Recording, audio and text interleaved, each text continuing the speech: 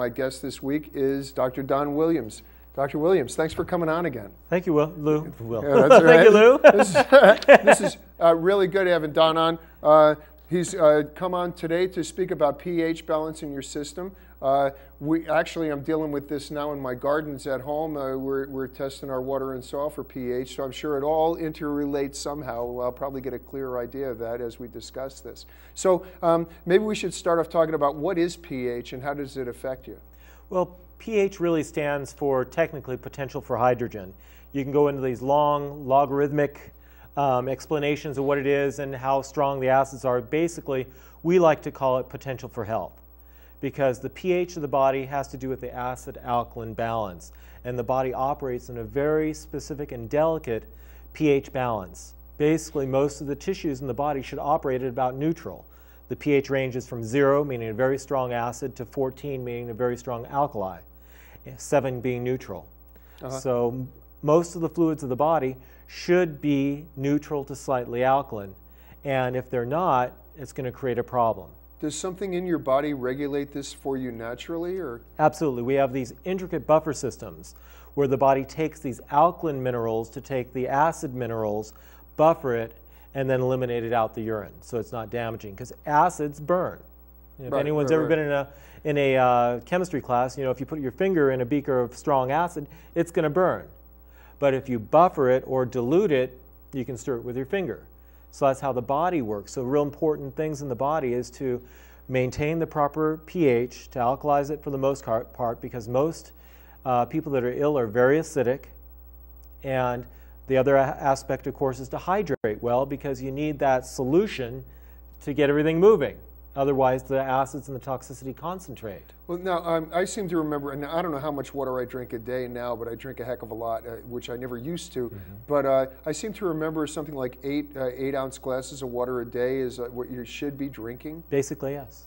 Yes, and so we know that it has to be about, for most people, about 64 ounces of water a day, which is those 8.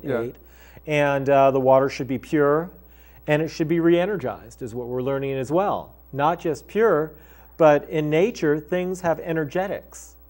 There's energy involved. When water tumbles down a stream over rocks and through the sand and exposed to the sun and the plants and the earth, it gets energized. And even our purification systems tend to put out dead water. In our tap water, we certainly have all kinds of contaminants and chlorine and such that we don't want in our system. But we have to start to learn about energy. And that's, I know, what my practice is a big part of, is knowing what the energetics of things are. So those of us, so I know you and I both have wells, so that well water is probably going to be way more healthy for you than, let's say, city water.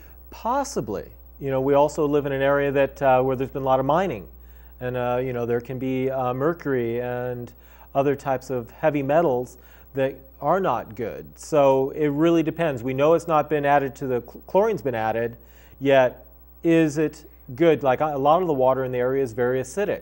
I know my well, I have to use a pH balancer to balance the water because it's way too acidic. Let's, since you mentioned that, let's talk about testing your water or testing your food or yourself for pH. How would you go about doing that? Well, basically, what we utilize is some very simple pH paper, and pH paper is very sensitive to picking up the minerals in solution. So you take a small piece of pH paper and you either test your saliva or your urine.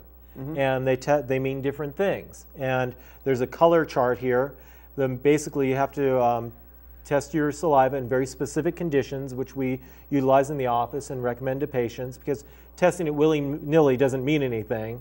And also with the urine, you have to take it at specific times of the day or it doesn't mean anything. So you'll either urinate, get that wet, compare the color, or test your saliva, compare the color, and then we do a testing to determine where your nervous system is functioning, which is the saliva pH, or how your diet is reacting to your body and what minerals it's supplying through the urine. Wow, so it's a very simple test. That is really so. So is this one of those little things that they have for plants where you just tear off a piece of paper and put it in your soil? It's the same type of pH papers that you use in chemistry classes, all kinds of things. And this one happens to be in tenths 5.5, 5.8, 6.0, all the way up to 8.0. It's very specific because that's the normal ranges of the body. 5.5 being moderately acid, 8.0 being moderately alkaline. So somewhere in that range is where you're going to probably wind up anywhere, unless there's something really drastically wrong with you. Exactly. And the same with the water as well, or your soils, or anything. Yeah. So, all right. So testing your saliva would be testing you sort of before the fact. It seems like to me. Well, testing the saliva is an indication of how much emotional stress is overloading your nervous system. This is really good. Okay, so folks, the emotional thing, that means that it's not just what you eat. You know, it's how you think and how you feel that help to keep you in health. Yeah, exactly. And that's the next talk we're going to do in July, is going to go more into the mental parts of it and how the mind affects the body. The one we're doing here in June is talking about more of the dietary aspects. Let's mention that real quick. It's June 13th? June 13th, Tuesday, 7 p.m. at the Lotus Center in Grass Valley. It's right next to my office. Lotus Center is the classroom for the Ayurvedic College. So on East Main Street. East Main Street. This is great. Okay, so I just lost my train of thought there. The saliva tells you about your emotional makeup. Exactly, and that's actually the #1 cause of toxicity or acidity in the body. The #2 cause is diet. So we're going to spend a lot of time speaking about diet, because for most people, they have more control over their diet than they have their mind. I know you're all, I call it knee-jerk reacting to stuff, but any of my more extreme emotional behavior, I'm not sitting there thinking, I think I'll act like this. It's an emotional behavior that just triggers. And those are usually unconscious behaviors. You know, when you're conscious, you have a moment to take a breath, be with what you're feeling before you react. So it's a reactive way of being. And so most people that are very ill have tended to be in a reactive state of living for a long time. They're defensive. And so it creates this buildup of chemicals, because our body produces its own chemicals. For instance, when you're in a fight or flight response, a stress response, you're producing cortisol and adrenaline and insulin and cholesterol and all kinds of substances that the body needs to fight or to run. Oh, now are these things all kind of acidic? Exactly. They produce an acidic response in the body. So they end up tearing down the body. They end up aging us excessively, because the acids, again, are irritating, they're inflammatory, and we know that the root cause of most physical conditions is an inflammatory condition. What is the cause of that inflammation varies. It can be diet, it can be emotions, it can be exposure in the environment. All these things. Medications are highly acidic. I can imagine. Not that people don't need them to control certain things at times or to save their lives, but medications will never make you healthy. Well, all right, let's look at diet for a moment then. What kinds of foods are acidic, yeah, I guess that's a good thing to start. Yeah, it's a fine way to start. The acid foods tend to be your protein foods, your meats, your grains, the chicken, the eggs, the dairy, even to some extent the nuts and seeds and things like that. And I said grains.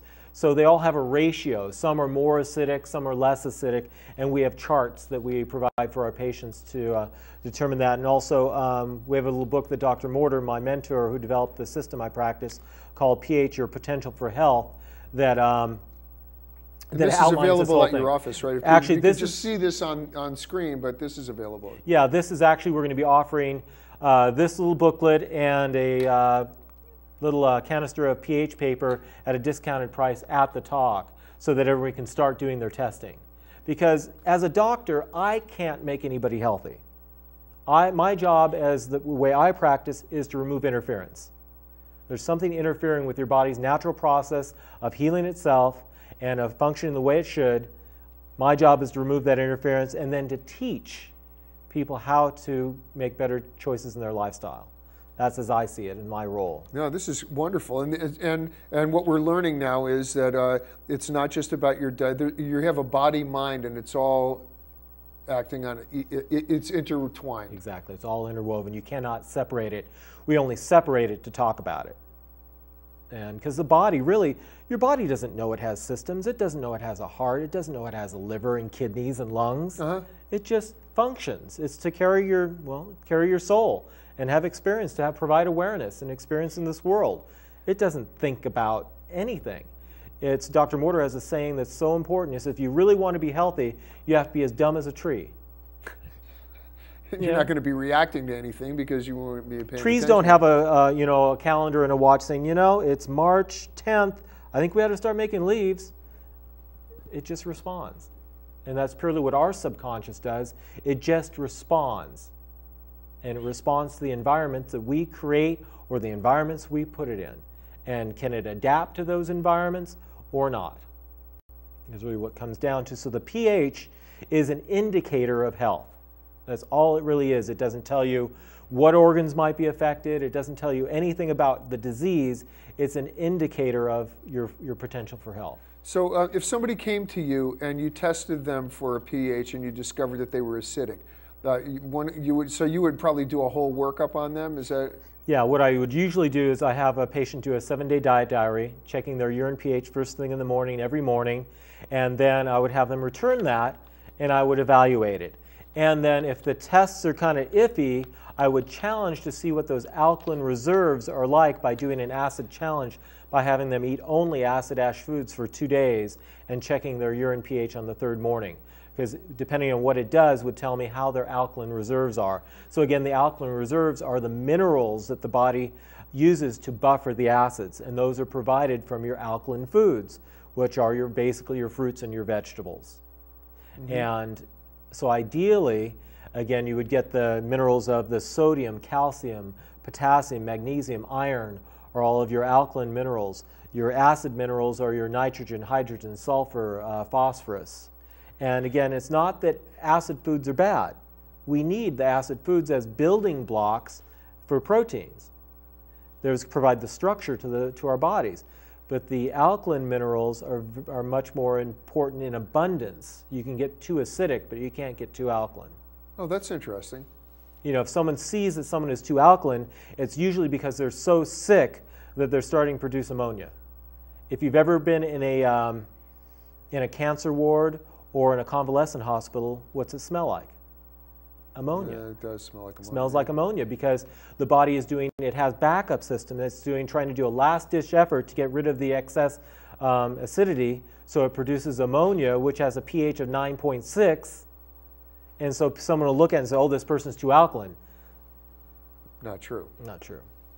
I know my dad was in a convalescent facility before he passed away, and it's true. I was just thinking about that while you were saying this.